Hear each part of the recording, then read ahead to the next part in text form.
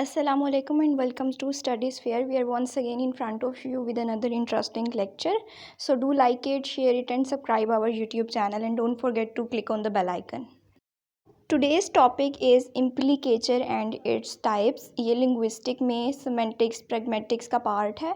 दोनों कोर्स में ये स्टडी किया जाता है। तो इम्प्लीकेचर क्या होता है, इसकी कितनी टाइप्स हैं और ये इसकी फर्दर एग्जांपल्स के साथ हम लोग इसकी अंडरस्टैंडिंग करेंगे। बिकॉज़ जब तक एग्जांपल्स डिस्कस नहीं की जाती हम लोगों को डेफिनेशन तो याद हो जाती है बट समझ में नहीं आता।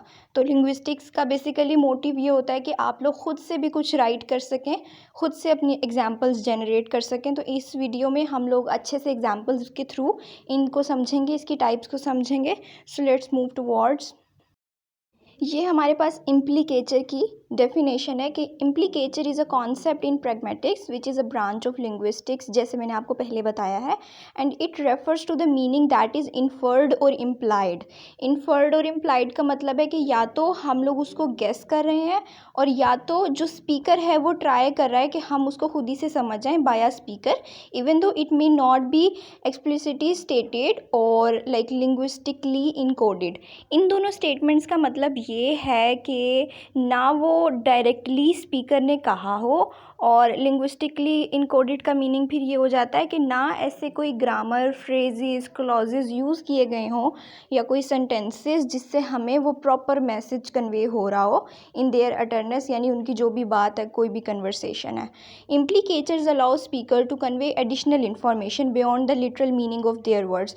तो इम्प्लीकेचर जो होते हैं वो किसी भी स्पीकर को इस चीज़ पे लाइक स्पीकर क्या करता है कि वो एडिशनल इन्फॉर्मेशन अपने मैसेज के थ्रू हमें कन्वे कर देता है और बियॉन्ड द लिटरल मीनिंग, यानी जो डिक्शनरी मीनिंग है उनका, जो लिटरल मीनिंग है उनका, उसके ऑपोजिट साइड पे। There are two main types of implicature. तो फर्दर इम्प्लीकेचर्स की टू टाइप्स हैं बट हम इसको ज़रा दोबारा से कंक्लूड कर लेते हैं कि इम्प्लीकेचर कॉन्सेप्ट है प्रैग्मेटिक्स में, that is a branch of linguistics, और इसमें जो है मीनिंग को इन्फर किया जाता है या इम्प्लाइड किया जाता है बाय द स्पीकर।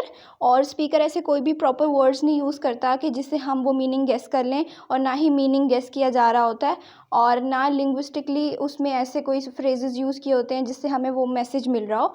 तो इसमें स्पीकर जो है वो एडिशनल इन्फॉर्मेशन अपने मैसेज के थ्रू कन्वे करता है लिसनर को और फिर लिसनर उसको अंडरस्टैंड करता है। तो ये हमारे पास बेसिक कॉन्सेप्ट है इम्प्लीकेचर का। अब हम इम्प्लीकेचर की टाइप्स पे आ जाते हैं। Basically there are two types of implicature. The very first one is conversational implicature. This type of implicature arises from the way people typically expect conversations to be conducted. तो ये एक general idea इसका कि ये जो type है implicature की, ये पीपल का कॉन्सेप्ट, लाइक लोगों का कॉन्सेप्ट होता है, टिपिकल कॉन्सेप्ट के उनको लगता है कि कन्वर्सेशंस जो हैं वो इसी तरह से होनी चाहिए। It is based on the cooperative principal proposed by philosopher Paul Grice. तो आप लोगों को कोऑपरेटिव प्रिंसिपल का पता होगा, जिसमें पॉल ग्राइस लिंग्विस्ट उन्होंने 4 मैक्सिम्स दिए थे कन्वर्सेशन के। तो ये जो है ये उससे फॉलोड होता है, लाइक बेस करता है उसके ऊपर।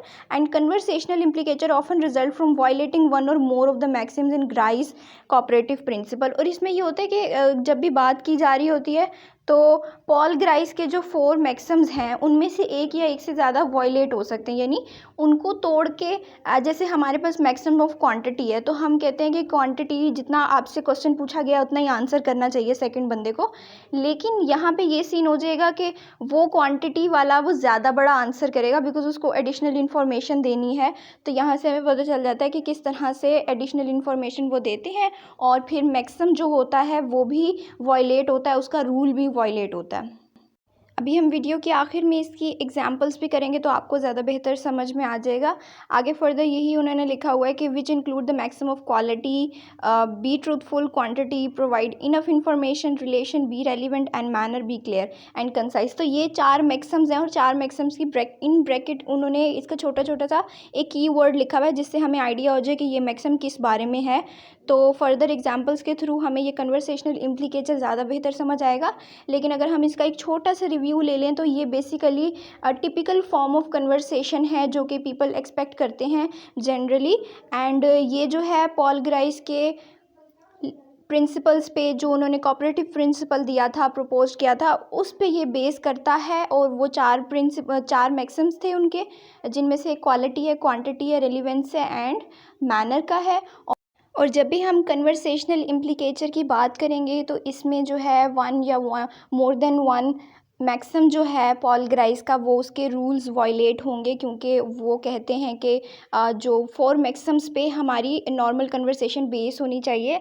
अफेक्टिव कन्वर्सेशन तभी होती है, बट स्टिल कन्वर्सेशनल इम्प्लीकेचर है ही एडिशनल इन्फॉर्मेशन दूसरे को प्रोवाइड करना विदाउट यूजिंग प्रॉपर वर्ड्स और इस तरह से। तो फिर ये हमारे पास जो कन्वर्सेशनल इम्प्लीकेचर है, आई थिंक अब आपको समझ आ गया होगा। फर्दर एग्जांपल से ज़्यादा क्लियर हो जाएगा।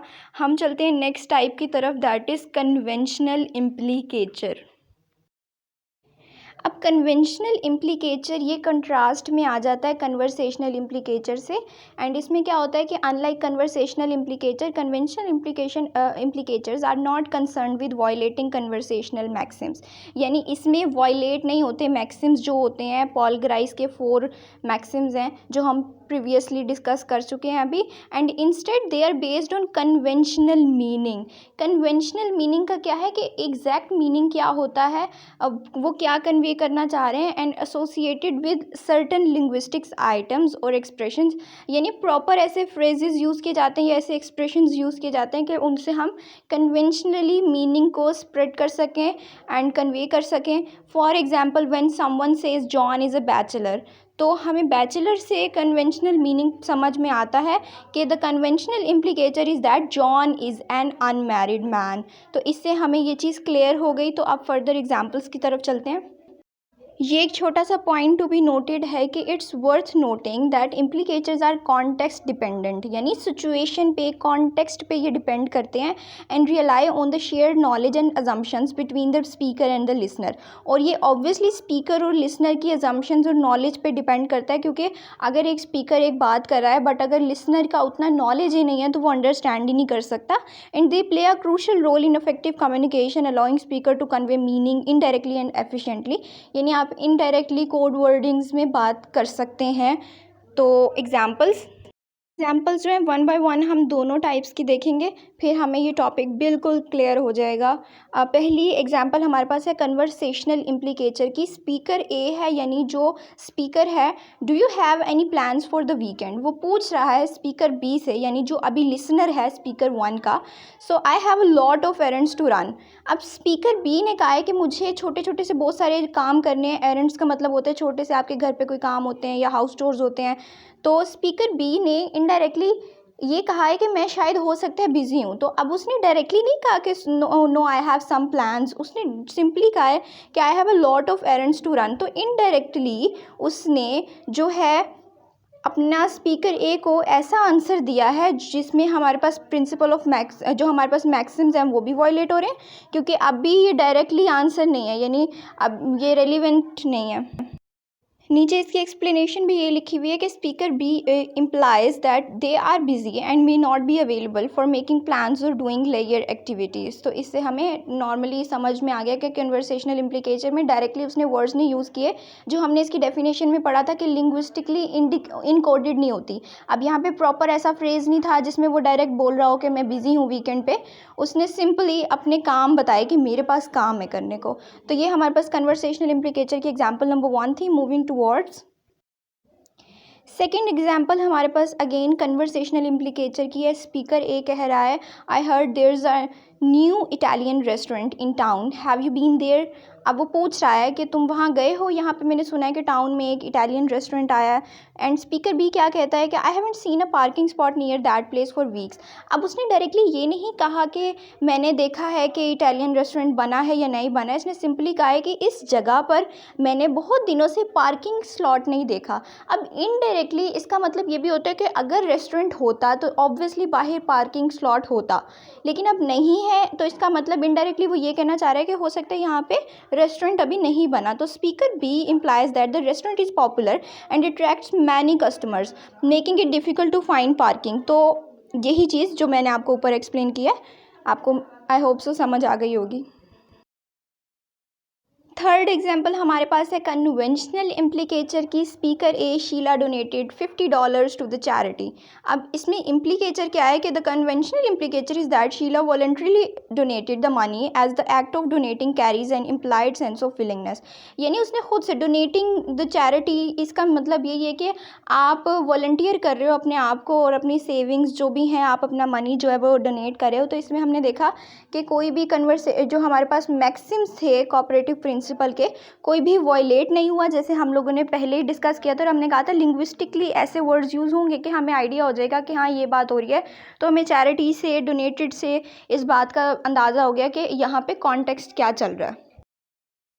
नंबर 4 पे हमारे पास कन्वर्सेशनल इम्प्लीकेचर की एक और एग्जाम्पल है, that is speaker A Jack's presentation was all right. Speaker B कहता है कि well it was certainly unique.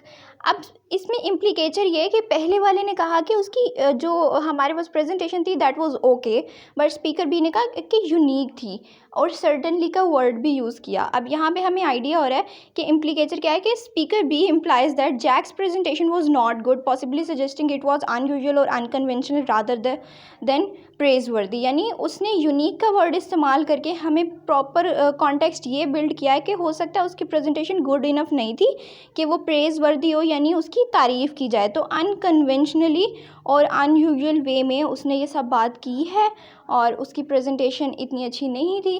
तो ये हमारे पास कन्वर्सेशनल इम्प्लीकेचर की एक और एग्जांपल हो गई। So concluding all the discussion above, remember implicators often depend on the context, shared knowledge and the speaker's intentions. So the intended implicators may vary based on these factors. तो इसमें वो कह क्या रहे हैं कि इम्प्लीकेचर्स जो होते हैं वो कॉन्टेक्स्ट पे डिपेंड करते हैं, यानी कौन सी सिचुएशन में आप यूज़ कर रहे हैं, शेयर्ड नॉलेज पे बेस करते हैं एंड द स्पीकर्स इंटेंशन, यानी स्पीकर चाहता क्या है दूसरे को बात बताना। सो द इंटेंडेड इम्प्लीकेचर्स मे वारी बेस्ड ऑन दीज फैक्टर्स। तो इसीलिए जो इम्प्लीकेचर्स हैं वो टाइम टू टाइम कॉन्टेक्स्ट पे, नॉलेज पे, इंटेंशंस पे बेस करते हुए डिफ़र कर सकते हैं। So that was today's topic. So if you do like this video, give a huge thumbs up. Do comment if you have any question, any ambiguity, and follow us for more videos, more lectures. Thank you so much for watching this video.